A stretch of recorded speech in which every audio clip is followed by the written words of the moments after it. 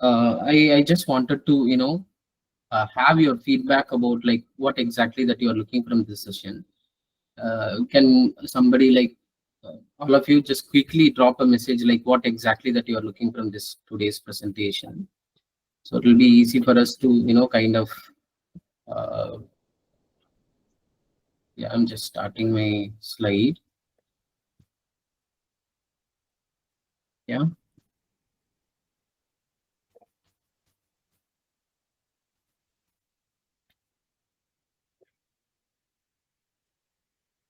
How to deal with the different behavior in classroom settings. Okay. Behavior techniques in school settings. Fine.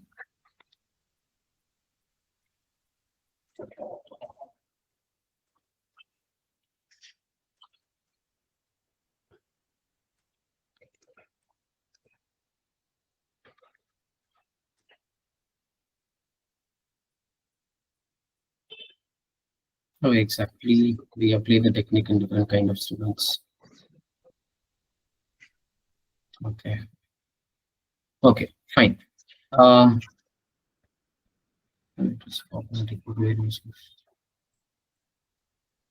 Okay. Yeah. Fine. Okay. Okay.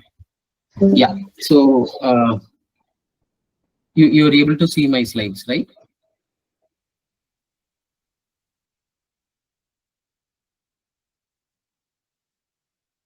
Is it visible? Yes, yes. Okay. Fine.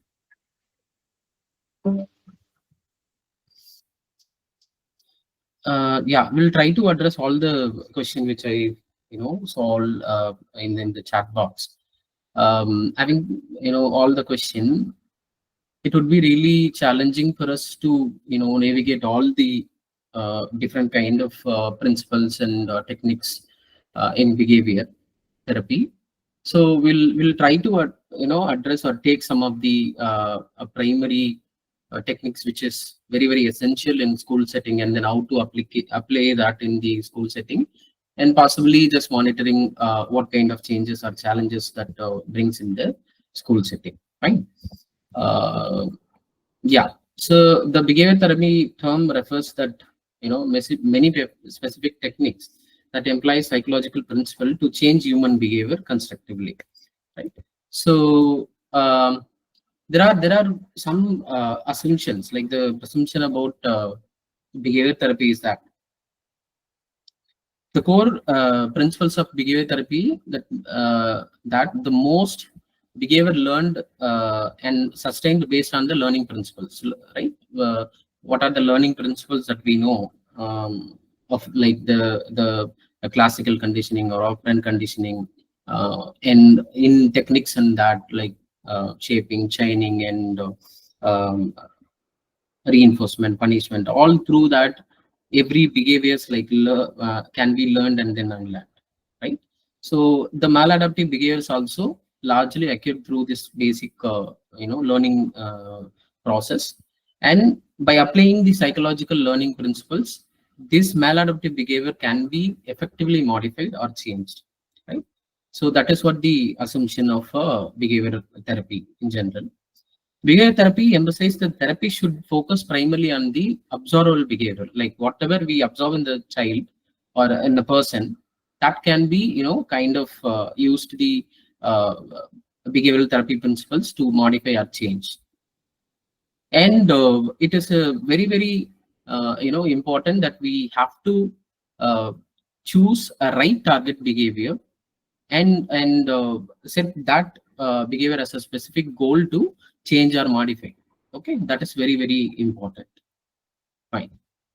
um and then I just wanted to just have a brief idea about like how this historical thing has been developed over the course, right? So initially in early 70s, the behavioral principles initially, that is called as a first wave therapies. So these are initially emerged as focusing on a primary behavioral modification through learning principles. So this is what as the primary goals, like reinforcement and then punishment and all those techniques. Later comes the second wave of cognitive behavior therapy, which kind of integrated this behavioral principle, and then through that which we challenge or modify the person's cognition, whatever that creating problem. So that is the second wave therapy, how the pure cognitive behavior therapy has been moved towards the integration of other part of the aspect of human behavior and emotion, all those things. And then currently we are in the third phase, which is like nothing but the CBT, third phase of acceptance commitment therapy, and then dialectical behavior therapy, all those things, which is also kind of integrated the behavioral principle to modify the human challenges that they face or report in the course of life. Okay, so that's how the evaluation of behavior therapy in different timeline has adapted. Uh, since I assume like whoever present today must be having a UG and PG degree in psychology. As our curriculum, which we study psychology, the very essential part of psychology is like studying the human behavior, all those things. So we must be come across many authors, right? So I don't want to dig into a lot of this detail. So I just wanted to have, because since we study from the BSc, we must be having idea about like who's this person and then what they've contributed. So I just wanted to kind of brush up the basic theory that we come across during our course. So could you just please write who's this person and then what is his major contribution in the field of behavior therapy?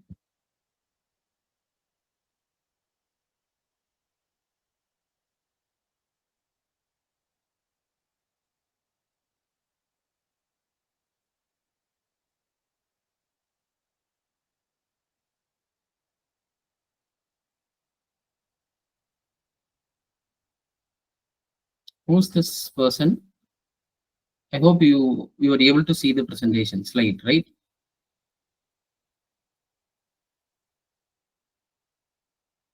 Okay. Yeah. Okay.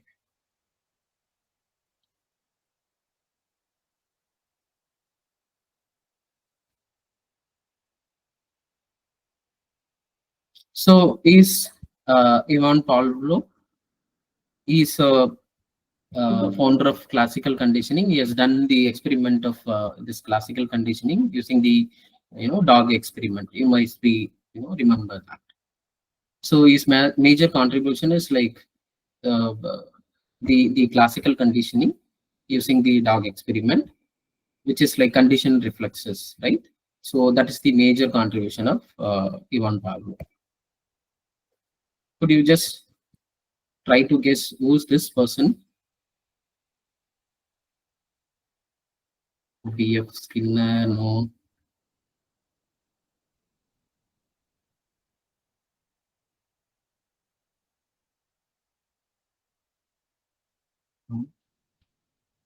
Yeah, Watson, JB Watson, right? So JB Watson is a person who first introduced or used this behavioral principle from animal to human. He is the one who's first introduced these behavioral principles through human. He has done any other comments? Sir, slide presentation is not visible to all the people, sir. Please. Okay, okay. Other people able to see the slides? Yeah, it seems some of are able to see, and most of us are we are unable to see, sir. Please do something. Okay, okay. I'll just stop and restart again. I'll try to start again. Please, sir. Thank you. That's really great. Yeah.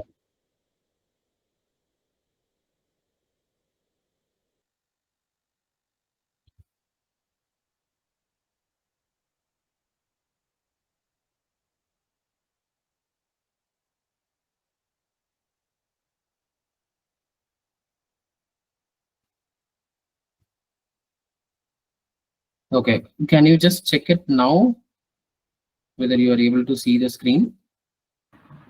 Yes, sir. Fine. Okay. Yeah. So as we discussed that E.V. Watson is the first person who's kind of tried the behavioral experiment in human being, and he's also done a famous experiment called Little Albert. Right? You must be aware of it. So he has done that experiment, and then he's proved that this kind of learning principles can make a lot of changes in the human behavior. Okay. Yeah. Let us move to the next slide. Okay. Can you just guess who this person is?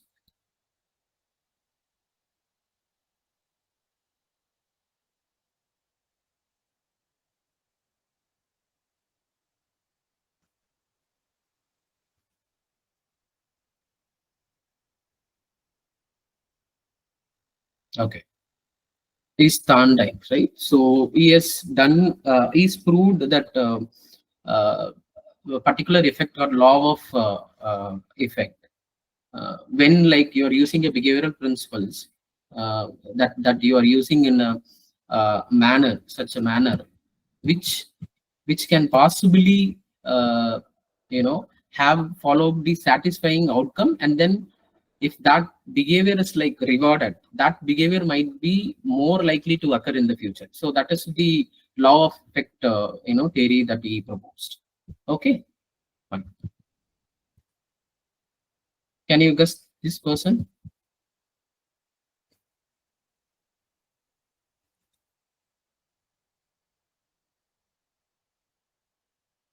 Yes, yes, yeah. Is Skinner, and then he is very much known for the operant condition, isn't it? Okay, great. Okay. This person?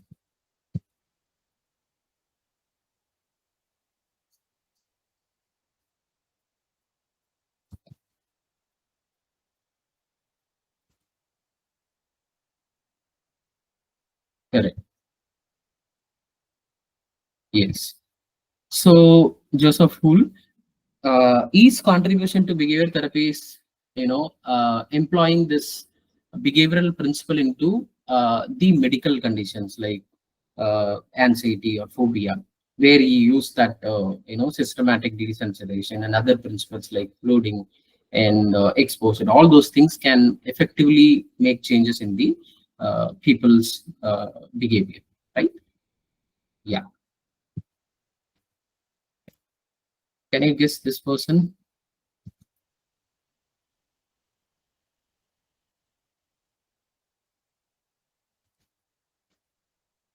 Yes, Pandora. Yeah. So he has proposed that social learning theory, right? The behavior can be observed and then learned. That's what the major contribution when it comes to Albert Bandura. Great, great going. Yeah. This person?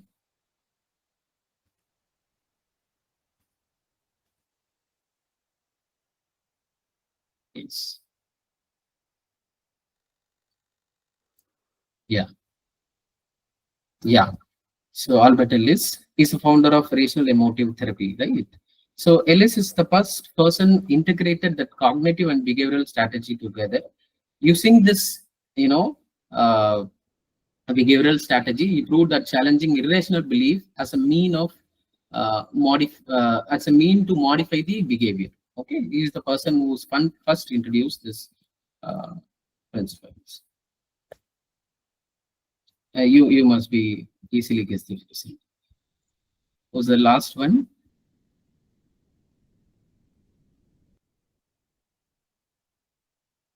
Yeah, yeah, yes. So is Aaron Beck, right? Is father of the cognitive behavior therapy. He developed the technique that focused identifying the changes of negative pattern, which laid the groundwork for the cognitive behavior therapy. Okay, so that is how the cognitive behavior therapy has been evolved and then integrated in many approaches, and it is keep on uh, kind of growing, right? Okay, fine. So this is all about the basic aspect of historical thing, like how the behavioral therapy has been evolved, and then how it has been integrated into other aspect of human problem, like emotional and then cognitive aspect.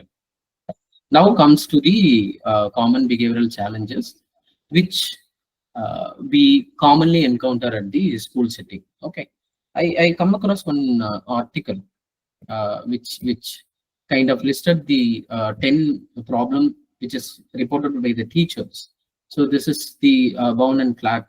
There is an article by them. So they have proposed this 10 problem which is found to be primary issues when it comes to child behavior in school setting. Okay. So so what is the procedure when we see a child with behavioral issues, where the parents or teachers like reporting to us as a professional? What are the procedure that we have to keep in our mind, and then how to begin to start intervening the cases? So the essential part of any intervention that we do when it comes to behavioral aspect, the essential part is doing a detailed assessment. Okay, unless until we do the assessment and then understand what are the different components of the behavioral, and then what are the reinforcing, and then what are the stimulus, and then what are the other antecedent incident that is happening before the behavior is happening. All those things has to be detailedly recorded. Then only we can just decide which behavior has to be targeted first, and then how to be targeted. So if any cases, whatever cases that you get, you try to evaluate it in a very detailed manner. So you can use a lot of modes.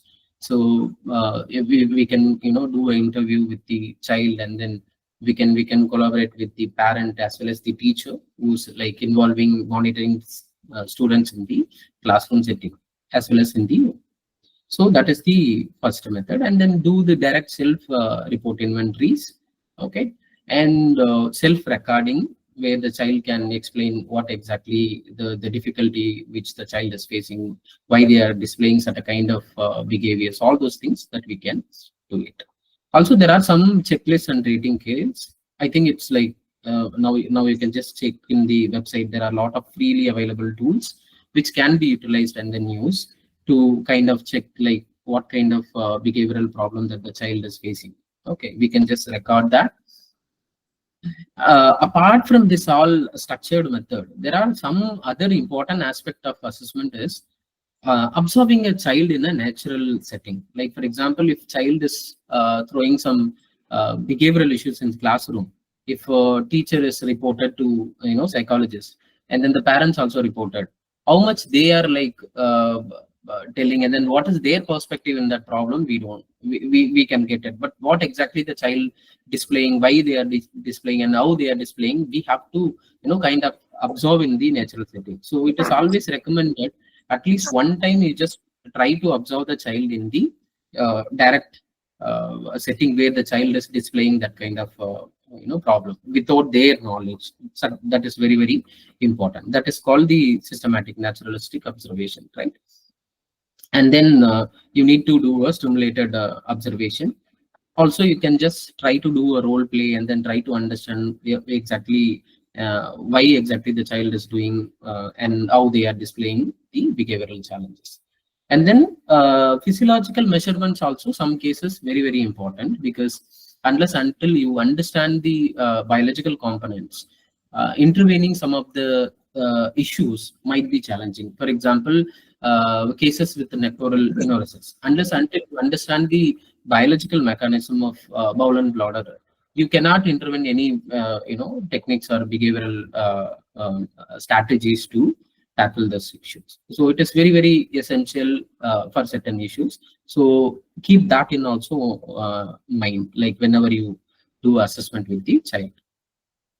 And This is very, very extensive and then very important skill set of using ABA, applied behavior analysis, and it is very, very essential tool and procedure to do. It is very detailed and then very elaborated method.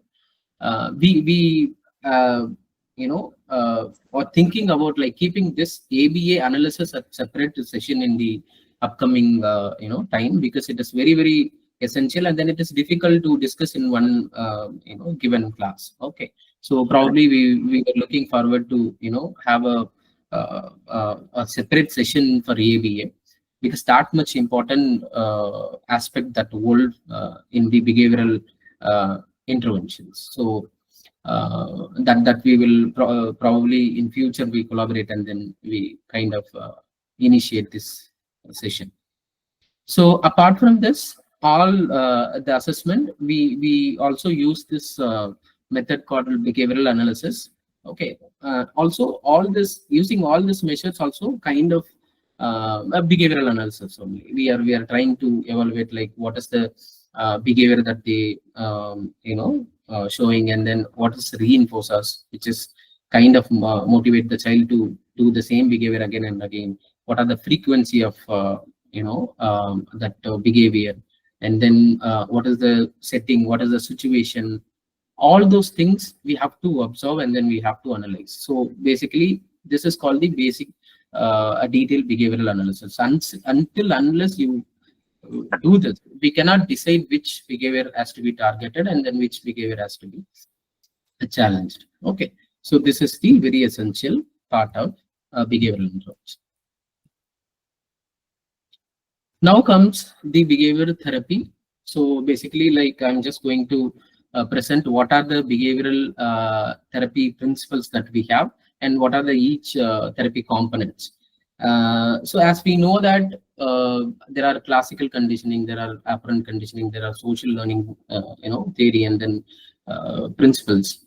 It is very, very difficult to have all the principles techniques in a single session, that was given like 1.5 hours timing. It is very, very challenging. So probably what I can do, I can just try to present certain specific techniques which will be used in the school setting especially. Okay, probably if you have any other doubts, we can just have a discussion in the end of the presentation.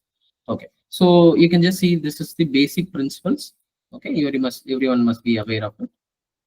So this is the classical conditioning, as we know that. This is the operant conditioning. This is social learning principles, right?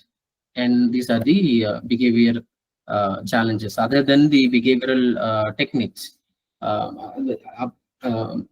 from the clinical or behavioral condition for the children, there are some other techniques which can be used for challenging the or changing the human behavior, which are the self-management, habit reversal, and behavioral contract, all those techniques.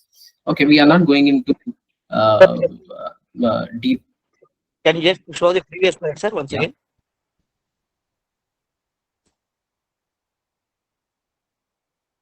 Hello. Sir, can you just show the previous slide, sir, once again? Classic.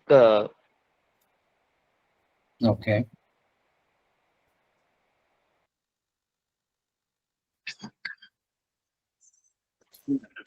Okay. Yeah. Thank you, sir. Fine. So this is the basic principles that we have in behavior therapy.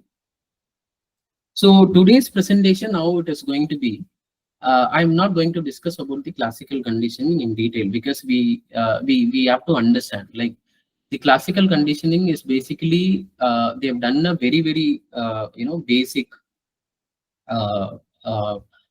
experiments, which is kind of proven that the classical conditioning is almost like did for the automatic responses which everybody has, right? It kind of tap or assess the automatic responses every individual that we have, like when we see the food and then automatically we salivate, all those things. Okay, so the operant in other hand, the operant conditioning is something like we have lot of techniques and which can be kind of utilized in the school setting. So today's presentation, we primarily going to focus on those operant conditioning and then how to implement those behavioral techniques in the school setting. Okay. So as we know that classical conditioning, there are different techniques that we come across. So these are like systematic desensitization, exposure therapy, flooding and aversion therapy, and counter conditioning and spontaneous recovery. Systematic desensitization is nothing but like systematically we're trying to target one behavior in a systematic way, right? If, for example, if a feared stimulus is there, which one is the most feared compared to the least one? So we'll begin with the least one and then gradually increasing the exposure to that particular feared stimuli. Exposure is the same, like we are giving exposure in a very controlled environment to reduce the fear or phobia that the person is having. Flooding is like introducing the feared stimulus without any direct exposure to that feared stimulus, and then see how the person is like trying to cope with it. Aversive, you must be aware that with the pleasurable one stimulus, we are trying to because that is something like maladaptive one. So we are trying to cut down that behavior by combining some aversive stimulus. So when we are comparing that, automatically the maladaptive behavior get the lower credit. Okay. Counter conditioning, similar way, like when one person is like having some negative stimulus association, we are trying to associate that with the new adaptable stimulus. Okay, so that is the counter conditioning. Spontaneous recovery is like whenever if at all person has learned and then try to overcome of this any aversive stimulus or any maladaptive behavior, spontaneous recovery might come back to the person in the initial state, because whenever they encounter in the similar situation or similar environment, it is very much evident that the same kind of behavior can be come back at any point of the time. Okay, so this is what the classical conditioning and different techniques that we use in the human behaviors to change or modify their difficulties. Now comes the operant conditioning. So everybody must be aware like what are the different kind of operant conditioning that we have. We are going to just discuss about a few operant conditioning in detail. So first one is reinforcement and punishment. I just wanted to take some time to explain this, because this is sounds very simple, but it is very difficult to understand in terms of like what is the positive and negative reinforcement, all those things. So I will try to explain giving one school scenario how the child behavior can be changed or modified using this positive and negative reinforcement and punishment. Okay, so positive reinforcement, nothing but just adding something to increase the likelihood of behavior. Negative reinforcement, similarly decreasing some negative stimulus to increase the likelihood of behavior. Same way, positive punishment, adding something unpleasant. Okay, adding something unpleasant to increase or decrease the desired behavior. Similarly, negative punishment, cutting down the positive stimulus to increase or decrease the behavior. Okay, for example, now one child every day he comes to school on time. Okay, the child is getting a star or appreciation in the attendance. Okay, so that is the reinforcement, positive reinforcement, which kind of motivate the child to come on time on everyday school. So that has served as a positive reinforcement for the child. Okay, and the other hand, the other child who's coming late to the class. So what the teacher does it, he kept one red mark at the name. Okay, the child is having a problem in that. Okay, he doesn't like the red mark near to his name. So what he does, one day he just come for the school, and then what the teacher does it, he remove the red mark. So which kind of increase the child likelihood of coming to the class on a regular basis on correct time. Okay, so what he does is try to remove some of the unpleasant stimulus that is there in the child understanding. Okay, so this is about the positive reinforcement and then negative reinforcement. Okay, now comes the positive punishment versus negative punishment. Positive punishment is adding something unpleasant to increase or decrease the likelihood of behavior. So now what the teacher does, if a child is making some noise or disrupting other kids, what the teacher asks the child to sit next to a person who he does not like. Okay, so he does not like sitting with that other person, but the teacher asks them to sit at in the near to that person. So this kind of strategy, I request participant to please mute your audio. Okay, yeah. So now the teacher asked the child to sit next to the unlike person. So this behavior of a teacher is like kind of giving a message that to the child is not doing so disruptive behavior at other time. So we are trying to introduce some of the unpleasant stimulus to change the behavior of a child. Okay, that is the positive punishment. And negative punishment is like whatever the reward which has been given, like it is like a star or applauds in the class. When the child is do some of the negative or some maladaptive behavior, that pleasant rewards has been taken out. Okay, so that is the negative punishment. Okay, so this is what the basic understanding when it comes to reinforcement and punishment. Okay, I hope everybody understood. If you have any confusion, let us discuss in the end of the presentation. So this is some of the basic reward that we come across when it comes to child. Okay. Okay, now comes the punishment part. There is a technique called timeout. Like when the child is involving certain kind of maladaptive behavior, the child immediately segregate from that group and then asked to sit for a particular time. Okay, so this serve as a punishment. This separation is serve as a punishment, and then they not at all involved, and then their attention basically cut down from the class, and then the teacher, they have been asked to sit outside or place where nobody is there or nobody is giving attention or paying attention to them. Okay, once that particular timeout is over, the child will be bring it back to the same group. Now this timeout serve as a punishment, and then this will change the child behavior, and the child might overcome and then adapt the adaptable behavior in the future. Okay, this is very much applicable in that game and all. We can see that in Aki, when a player play a foul game, they have been asked to there'll be timeout, like they'll be given a timeout, they have to go and sit for 10 or 5 minutes, and then once the time out is over, they will come back to the playground. That increase the awareness that I should not do any fall in the playground. Okay, so this is what the basic understanding.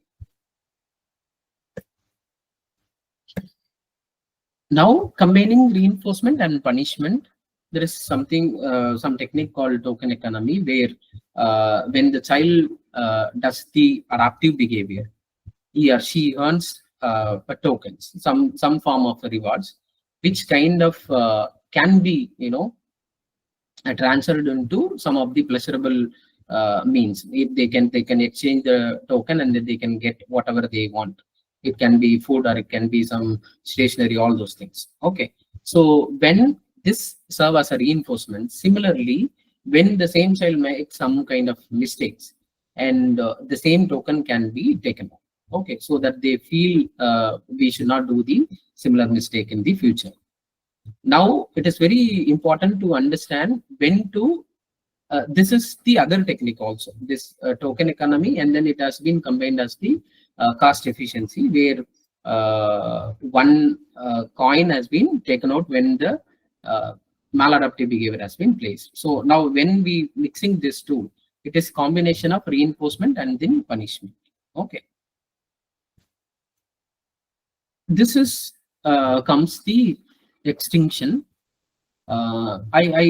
My whole presentation is like mainly focused on this particular technique, because this is very least studied and then least discussed in the clinical practice also, in other practice also. It's very beautiful experiment, a very beautiful technique which can be used and changed any sort of maladaptive behavior. Okay, so try to understand this extinction. So this is one of the important principle which can be effectively used to modify or change the child behavior. So when the reinforcer maintaining a behavior are no longer administered, for example, now a child is having some behavior, they are throwing some tantrum in school. We need to understand what exactly the reinforcing factor behind this behavior. Okay, and try to hold or stop that. That is a extinction. That is called the extinction. So withholding or withdrawing that reinforcer, serving reinforcer of that behavior. When we withhold that reinforcing aspect, the behavior automatically decrease. Okay, I'll give one example of a case where you will be able to understand easily this extinction concept. It's seems very complicated, but it's very simple, measure. So basically, it revolves around the two principles, which is withholding the positive reinforcement of that particular behavior, and then use the contingency between the response and the positive reinforcers has to be discontinued. The extinction effect is decrease in the rate of 0. Okay, and then lately it can be also spiked up. These are the two important aspect of extinction. One is withholding the positive reinforcement, and then second is the reinstating, where we have to again reinstate the positive reinforcement of that particular behavior, problem behavior, to check whether we have targeted the correct behavior. Okay, I'll just give you a case example. Now you just read the case. Ramya is a 9-year-old child who's studying in class 4th. She's referred by the teacher for the complaint of giggling in the class while a teacher is taking a class. Due to this Ramya's behavior, the class is getting disturbed. This behavior is continuous every day despite the teacher and parent warning. Okay, despite like the teacher and then parents warn, don't laugh, but the Ramya is continues to do the same behavior. This behavior is increased in the classroom. Now Ramya giggles 6 times an hour. Okay, so this 4-year girl started giggling in the class.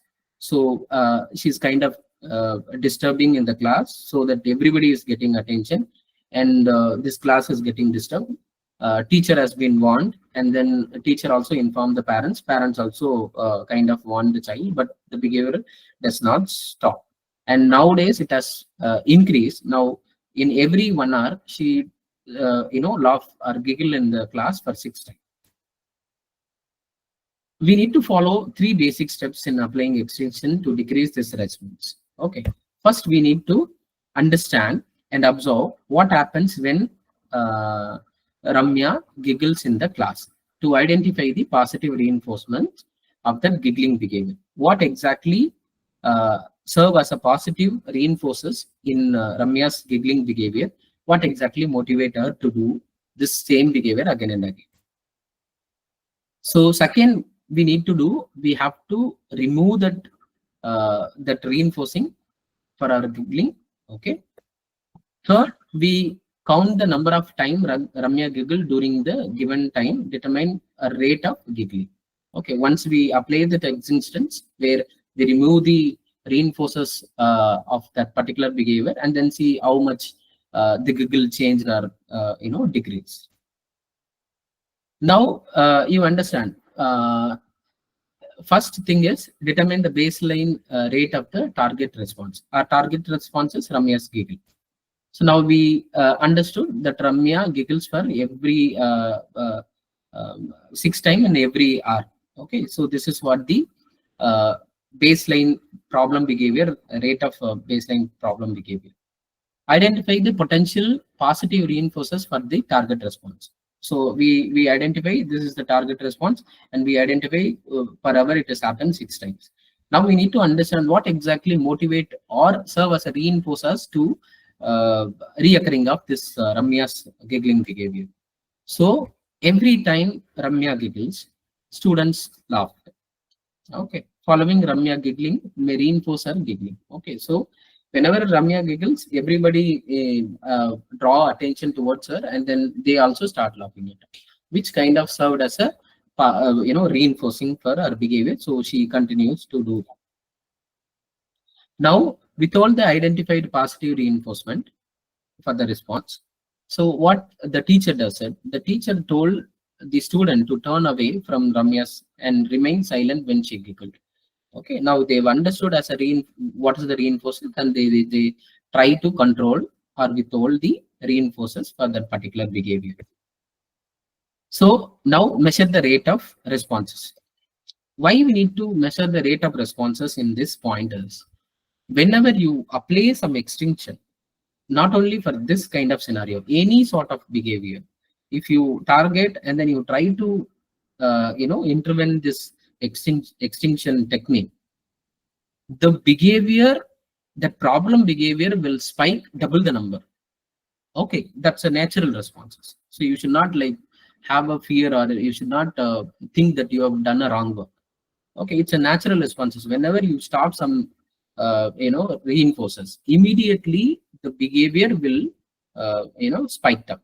Now it might go 10 times in hour, not 6 times.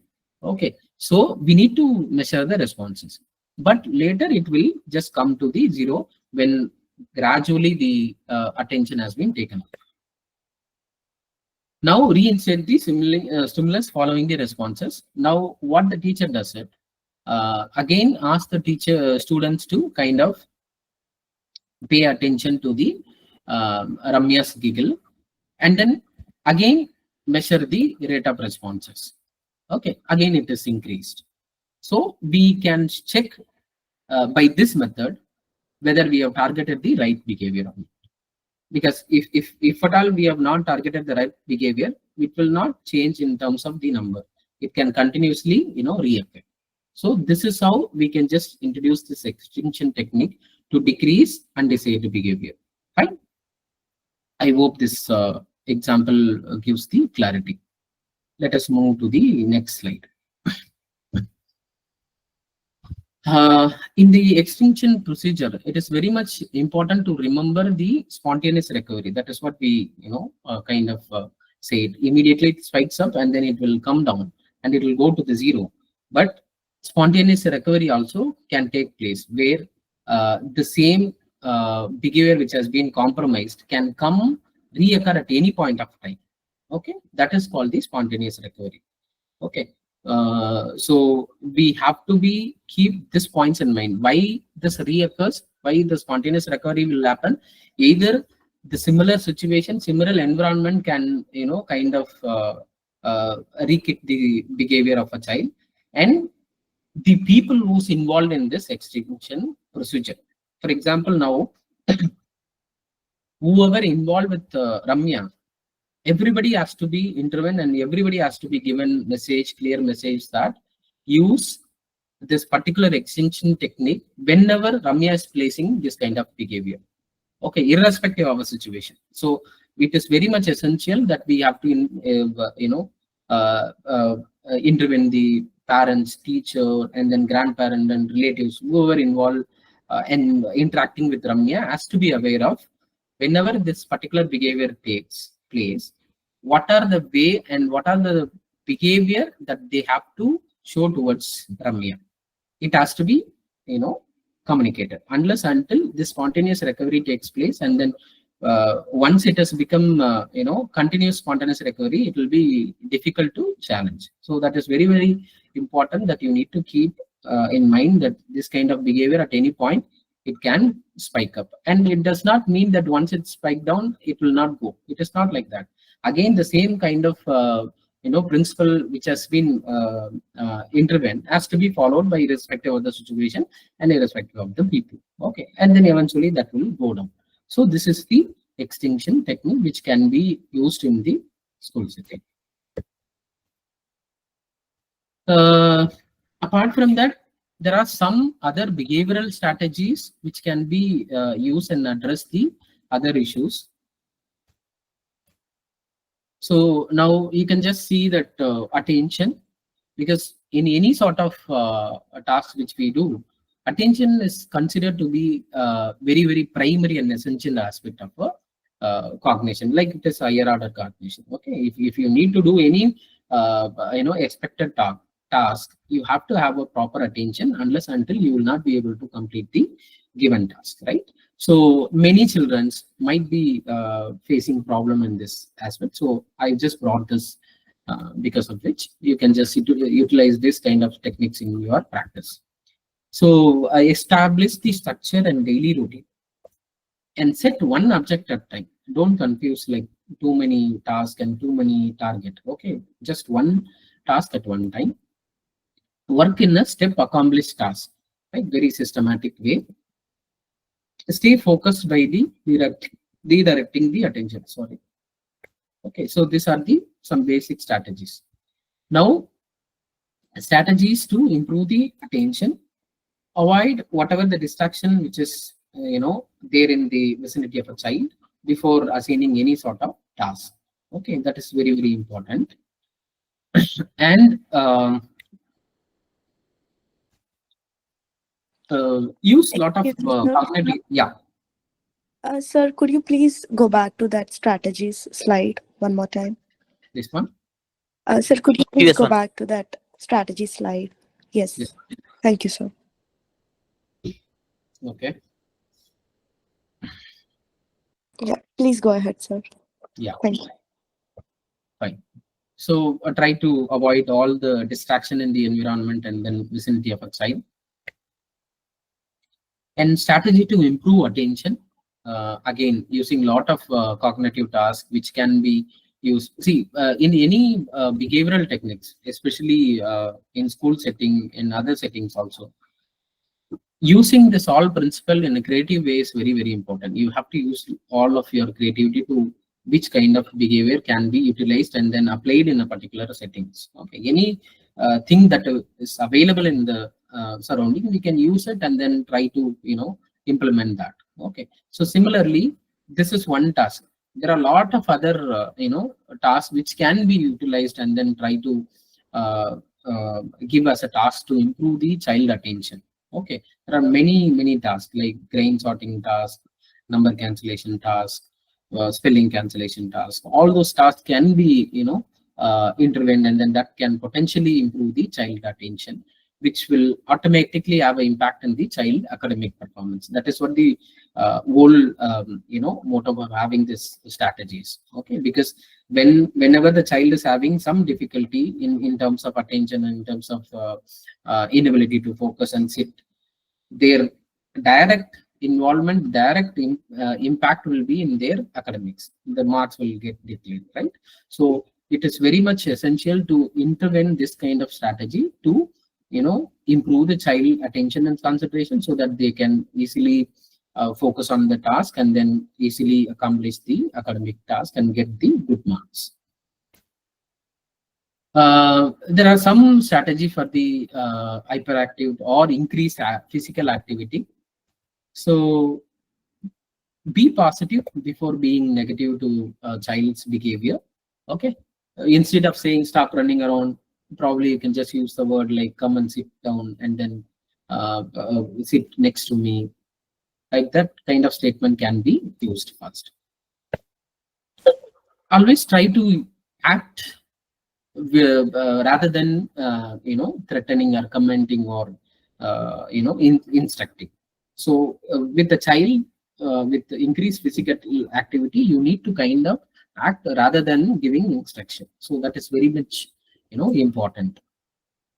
So now you can see that you don't need to comment that you need to give a toy to your sister. Rather, you can just take a toy and then give it to your sister. Ask the child to sit without playing for some time. Okay, that. Sorry to bother you, sir. Yeah. Just we are getting incoming requests from some participants who wills to join. Shall I ask them to drop or can you please let them in? Sorry for bothering. Ma'am, we are continuously accepting the requests. Can you Oh. ask them to give the request again? Sure. Carry on, sir. Thank you. Thank you very much. Thank you. Okay, so this techniques can be used. And then next techniques can be, do not give any comment that you don't intend to follow. Rather, you can just directly observe. If a child is given an academic task, don't instruct the child to do it. Rather, you can just try to go and check whether the child has completed or not, and then try to direct the child how to complete that. And do not present the comment as a question or favor. Rather, you can just make a clear statement. That is very, very important. Sir, can you tell me the second point, sir, in that? Once again, Yeah. to the previous. Yeah. Second yeah. one. This is the second one, right? Yeah, Oh, yes. the previous right. one. Okay. Thank you, sir. Okay. So the next strategy would be like being very firm. Okay. If we have to change certain kind of behavior when the child is having increased physical activity, you have to be firm in certain way. Otherwise, you cannot make any changes in their behavior. And make sure the child is paying attention to you when you are giving the comment. Okay, you have to particularly point out, and then you need to bring their attention before you pass any comment. Make sure that they are paying attention to what you're saying. Okay, every time that we need to follow it. Okay, these are some basic strategy that we can be implement in the school settings. I would also wanted to just give some common key point which can be utilized in the school setting.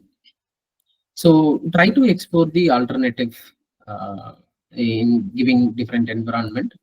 Okay, and build alternative behaviors also. That is very, very important. Try non-physical punishment first, because the physical punishment should be always kept in the final and last option. So you should not start with the physical punishment. So probably just the first step, you can start with the extinction, where you can just utilize the child behavior by withdrawing the reinforcement of particular behavior, and then not paying attention to that particular behavior would eventually stop reoccurring of the behavior. So you always start with the very basic non-physical punishment first, and then try timeout methods. Ask the child to sit, and then do not make any eye contact, or do not pay attention to what they are doing at the time of time, and then eventually you just get back and then try to do that again. Third, overcorrection or other kind of non-physical aversive, such as like very, very innocent kind of punishment that you can introduce, right? Like make sit-ups and then jogging or jumping, all those kind of non-physical aversive procedure can be utilized to kind of change or modify the behavior. Okay.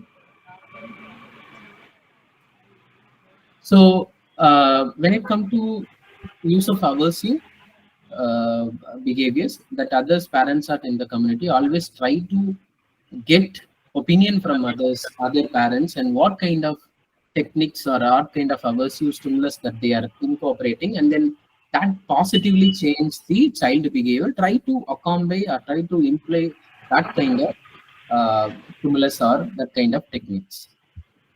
Avoid prolonged use of any behavioral strategies. Take one behavior at a time and across environment. That is very important. And punish early so that the child will easily understand or associate that due to that particular behavior which I exhibited, I am getting punished. Okay, that association has to be there. Okay, so apart from that, I just wanted to highlight this 4 points. I was like putting that in the slide, I just forgot it. In any sort of punishment or reinforcement, there are 4 principles that you need to keep in your mind. What are the 4 principles which you must follow? First is immediacy. Right after the behavior, you need to intervene the strategy. Second comes a contingency, like the association of what you and then what the child behavior is, how that is changing. Okay. Third is exploring the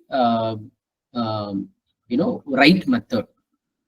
A right method in the sense like you cannot imply same kind of punishment or reinforcement for all the strategy. For example, now you need to decide which strategy has to be placed. For example, now food is the primary source of reinforcement. Okay, and when you are intervening a child, if you cut down their food, that is definitely going to change their behavior.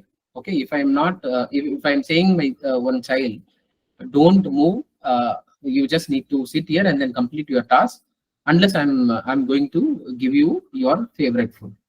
Okay, this can bring a change in the child, provided if the child is not eaten properly or he just feel that hungry. What if the child is already eaten like fully? If you say that, the child will continue to do it because he doesn't want anything right now because he already eaten food. So you need to decide and decide the which principle and which behavior and which reinforcers can be changed and targeted. Okay, unless until we cannot bring the changes in the child behavior. Okay, and then finally, who's providing the reinforcers or punishment? Okay, that person is very important. Like third person, any uncle or aunt, or in that matter, grandparents cannot give a firm comments to their grandchildren. So who's giving? Like mother is little firm, and then if she's making some punishment or reinforcement, which will be very effective, right? So who's giving the reinforcement and punishment also makes a lot of difference in terms of when we are applying the this punishment and reinforcement. So the 4 principle is very, very important. Okay, that is nothing but immediacy, contingency, which is consistency. Like whenever the behavior happens, immediately I'm just giving without any delay, and I am exploring which punishment would effectively work, which can potentially change the behavior, and then who's giving that punishment or reinforcement. So these are the 4 components which we need to keep in our mind. Okay, unless this 4 point was clearly followed, because sometimes what happened? No, I tried this method, I tried that method, but nothing is working. Teachers and then parents will come and explain to us like, this is what I tried, nothing is working. Okay, so what they would have done it, they have tried this in particular setting and then they did not follow in the other setting. Okay, so which lacks of consistency, right? So irrespective of the situation, irrespective of the environment, whenever that behaviors happen, I have to play the same behavior, same reinforcement punishment to the child behavior. That is what the consistency means. Okay, so when the parents or any people, those who are intervening the child behavior, has to or must use this 4 component. Unless this 4 components is taken a place, the behavior will not change. And it is very, very important.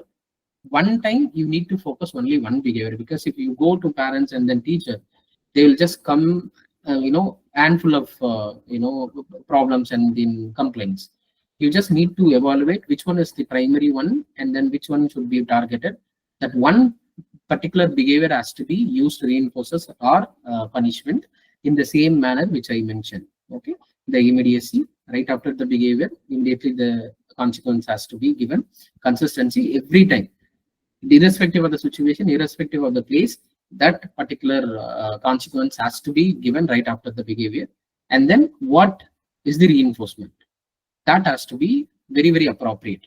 For example, for 18-year-old child or 18-year-old 16-year-old person, we cannot say that you won't if you are not doing a homework, I won't give you chocolate. Okay, rather this chocolate concept will work for the child below 6 years. What is the effective method that we need to understand? Okay, that is your third point. And then the fourth point is the person who's introducing the reinforcement. Okay, so with that, I kind of in my presentation. Now I just wanted to give some inputs here. So who can be qualified, or who can be do the basic behavioral therapies? Anybody with basic PG degree can do, unless they feel that competency in them. And also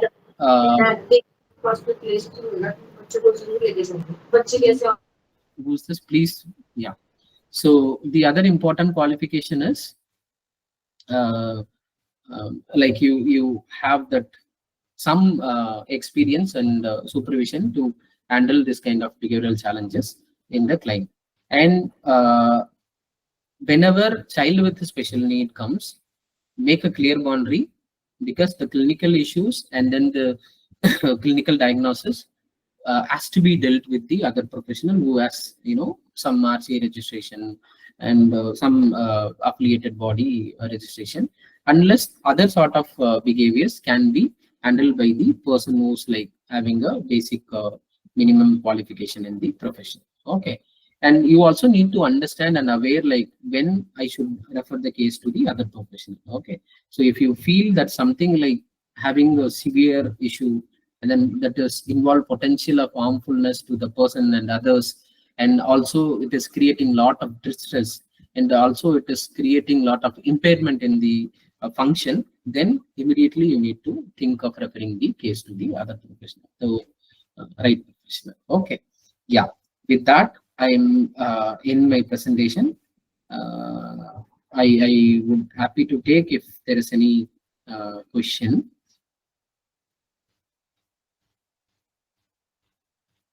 Sir, could you please share your PPTs after the class? Okay. Yeah, we will consider it. Good evening, participants. Participants can kindly post your queries in the chat section, and then PPTs will not be shared. So the session has been recorded, and then the recorded session will be uploaded in the YouTube, and then the same link will be shared in the WhatsApp group for your further referral. Okay, sir. Thank you. And could you please extend I'm very this happy to take up questions now. It might be possible then this queue of the workshop will be extended or not? You can post your questions in the chat section. Excuse me, sir. I have a bit longer question. Can I ask now? Sir, I hope that you can read the chat section now. Yes? Yeah. Okay, what is the checklist we can use for a behavior? Okay. Yeah, what I can do, I can just Your voice is not audible. So sorry. Yes, Hello? you're audible. Hello, Please yeah. Can you hear me? Yeah. Good evening, everyone. Good evening, ma'am. The thing is that kindly post your queries in the chat section. So Sir, actually, I have a very long question, so it will be very difficult for me to type. And if you could permit me, or else I'll have to write. Go ahead. Yeah, okay, sir. I'm Dr. Sunaina from Karnal, Haryana, and I'm a teacher in the school. So on Saturday we had a PTM, and I was speaking to one of my students' mother, and I asked her that, your son is very quiet and alienated in the class. And then she told me whole story that, after 10th, he was in so much, while in 10th, he was in stress. And then, he was worried about board exam and he used to cry. And then they took him to hospitals and medicine and this and that. So I listened to her. And then afterwards, I called some of his friends.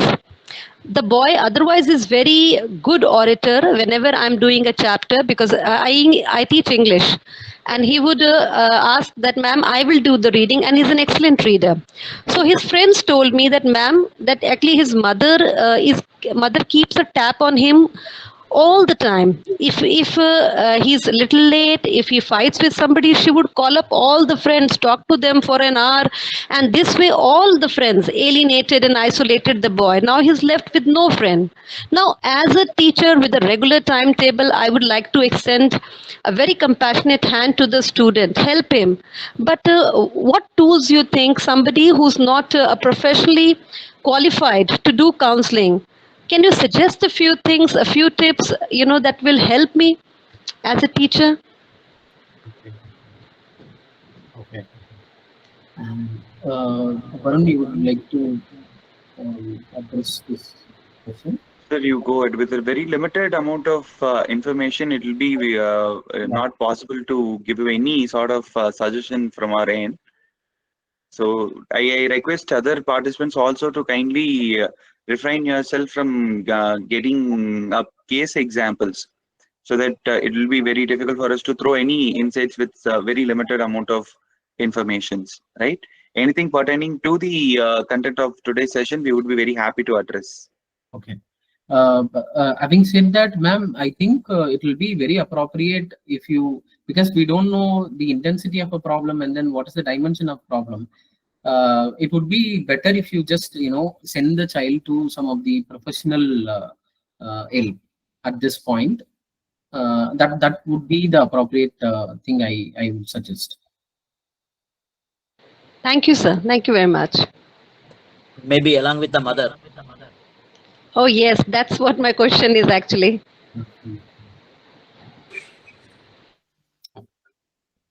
Okay. There are, I think, a lot of questions, and then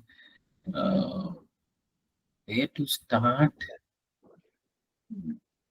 Okay, somebody asked the scales, isn't it?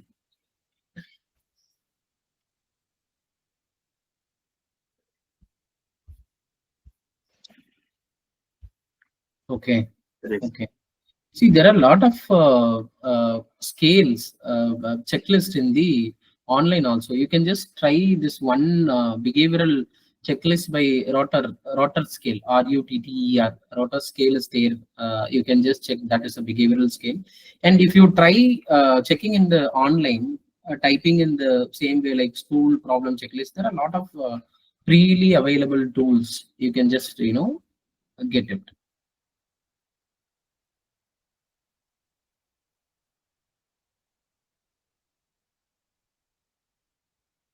Okay. Mr. Varun, are you seeing any? Yes, I'm here.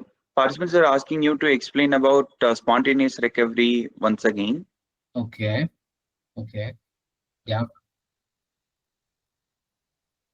So spontaneous recovery is like, whenever you apply some behavioral principles or techniques to kind of modify that particular target behavior. So gradually that behavior will go down to the zero level, right? So you targeted the right behavior and then intervene with the right techniques. So the target behavior is like decreasing. Let us consider this as a maladaptive behavior. Okay. Spontaneous recovery is like after the behavior reaching to the baseline, at any point, it can be, reoccur.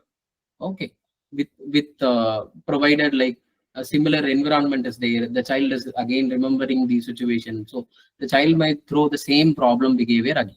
Okay, so that is the spontaneous recovery, that sometime the child will throw the same kind of behavior even though the problem behavior is just reached to the baseline. Okay. Yeah. And then participants are also would want to work on aggression. Like there are some students in their school who has excessive aggressive behavior, it seems. And then they also would want to want you to throw some lights on managing this aggressive behavior. Okay. See, that is what like even Mr. Varun sir, you can also give some comments if you want. So as we discussed in the beginning of a session, until you assess the problem behavior in detail using the method which we have discussed, understand what type of behavior it is, what is the frequency of that behavior, in what situation that occurs, what are the reinforcers to that behavior, right? And what is the intensity of that behavior, all those things. And then you decide how to, target that behavior by implementing all the techniques which we discussed. It could be like a negative reinforcement, or it could be the extinction based on the input that you are getting based on your assessment. Like now you consider the similar example which we discussed today, the behavior of aggression due to the recognition the child is getting from his friends, right? If at all he show the rebellious to the teachers or towards the elders or towards the authority, the co-members is looking this boy as a hero or praising him in some certain way or giving importance to him. Okay, so now it is very much important to change the reinforcer, the primary reinforcers of that particular behavior. Through that we can make a change, right? So this is how we can decide. But which these kind of techniques cannot be applicable for all the sort of anger, unless we understand the nature of anger, the exact problem of anger. You cannot decide which method that you are going to employ and then how you are going to challenge that. So you need to do a detailed behavioral analysis and then you decide how to go about it. Yes. So then adding on to Alagnan's point, irrespective of the behavior, let it be an aggressive behavior, let it be an hair pulling behavior, whatever the behavior it could be, consider it as a problem behavior first and foremost, right? So as Sir was mentioning about this applied behavior analysis, it is very, and then our focus is going to be on the behavior, isn't it? If it is a problem behavior, we have to reduce the frequency of the problem behavior. And then in case if it is a desirable behavior, and then our goal is to increase the frequency of the desired behavior, isn't it? That's what. So what are all the means that we have in order to work with that behavior? We cannot directly work on the behavior. Rather, we can work on the antecedents and also on the consequence. That's what we call it as ABC, isn't it? To increase or decrease the behavior, the desirable behavior has to be increased, the frequency of the desirable behavior has to be increased, and then the frequency of the problem behavior has to be decreased, isn't it? So rather than working on just on the behavior, it is very important for a psychologist to understand the antecedents. What happens immediately before the exertion of the behavior, and then what happens immediately after the expression of that behavior. These are all the two important things that I would insist upon working, right? So that we can obviously work on the frequency, the desirable frequency that I have been mentioning, right? Okay, and then participants also would want you to give some specific examples about negative punishment and negative reinforcement. So let me try to clarify that or elaborate on Alagan's point, right? So again, just by the stimulus, we cannot understand whether it is reinforcement or punishment, right? So imagine that I'm just asking a child to get out of the class and then stand outside of the class, right? I can consider that as a punishment. I imagine that I'm giving the student a punishment, right? But what if this child enjoys standing outside of the class? He'll definitely repeat the same behavior again and again, isn't it? So it is not about the stimulus that we are giving. So either it's a reinforcement or a punishment, it has to be decided only on the outcome of that particular stimulus. Understood? That is one thing. So reinforcers are nothing but the kind of stimulus that you introduce to the environment, which can increase the frequency of a behavior. Whatever the stimulus increases the frequency of that behavior, consider as a reinforcer. And then whatever the stimulus that we are providing to the environment or removing from the environment, which results in the decreasing of a particular behavior, is what we call it as punishment, right? To simply put in. And then how can we differentiate between positive and negative? So positive is nothing but adding something to the environment, right? Negative is something that we have to remove or take out from the environment. Right. With this basic logic, you can try to understand what we mean by positive punishment and what we mean by negative punishment and positive reinforcement and negative reinforcement. Yes? Okay. What if immediately is not possible to follow whether while addressing a behavior? We usually teachers refer after some time has passed. Right. Okay. Ma'am is asking about this immediacy. So sir was mentioning about the 4 primary principles that we have to follow while introducing this contingencies. So what if we miss out on that particular thing is what the participant is asking, sir. What is the question? You just So what if we miss that immediacy effect? Okay.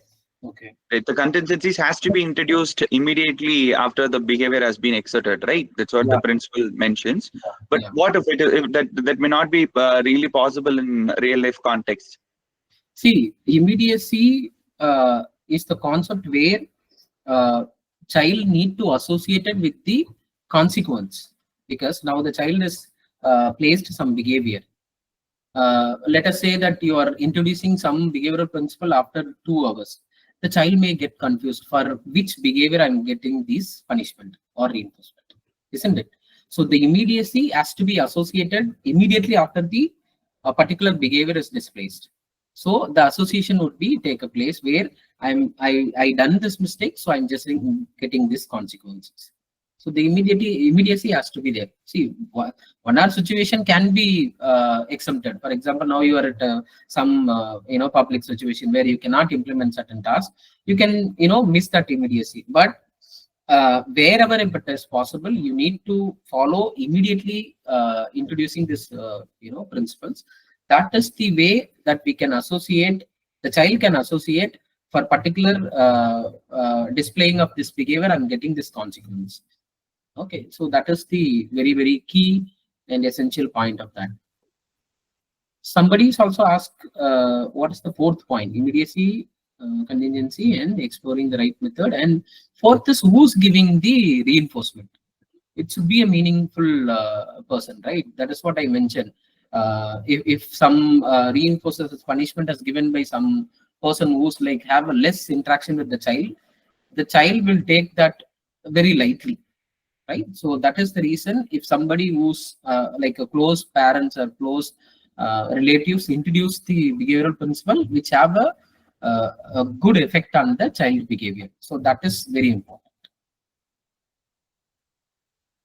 And also to mention another important point, when even though that most of our we can have a lot of school psychologists and also psychologists who works with children's.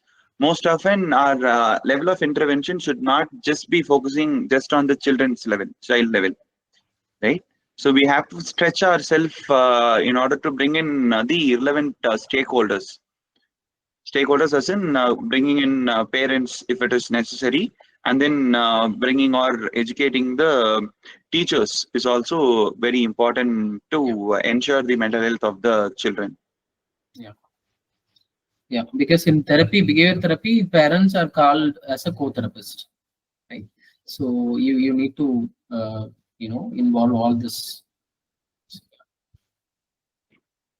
Yes. So due to time constraint, we wouldn't have been able to address all of your queries and questions. Definitely, we'll be coming up with a lot of programs like this, and then we definitely expect you all to be there, right? It is very challenging to do all the techniques and then taught you all the techniques in this particular stipulated time frame. So given that we will not be able to explain all this aspect, but we have tried our this one to address it. In future, probably we were planning to put this program of ABA analysis and all other steps. Keep in touch so that we will be updated about the upcoming programs. Yeah. Yes, sir. Right. I think Harshita ma'am is here to summarize. Right. Okay, I'll summarize and then wind up. Thank you all for your active participation. We will send a Google link, a comment link, where you can share your feedback about the session. We'll be very happy if you could leave 5-star rating for our session, right? Yes.